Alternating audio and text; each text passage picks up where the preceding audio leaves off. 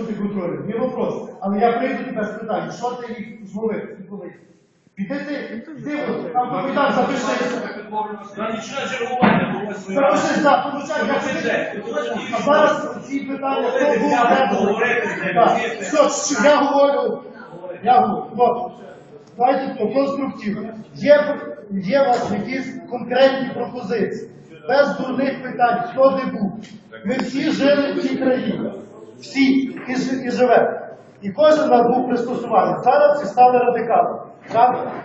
Будьте чесні перед собою.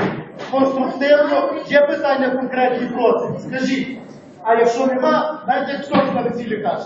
Або кажи вже, або мовчи до життя. Все. Андрій Васильович, дозвольте, шановні добродії. Прес-конференція, я зрозумів, Андрій Васильович, добре би було, щоб був модератор цього заходу, Михайло Головецький адвокат. Можна питання обмежити 30 секунд чи 60? На відповідь 2 хвилини.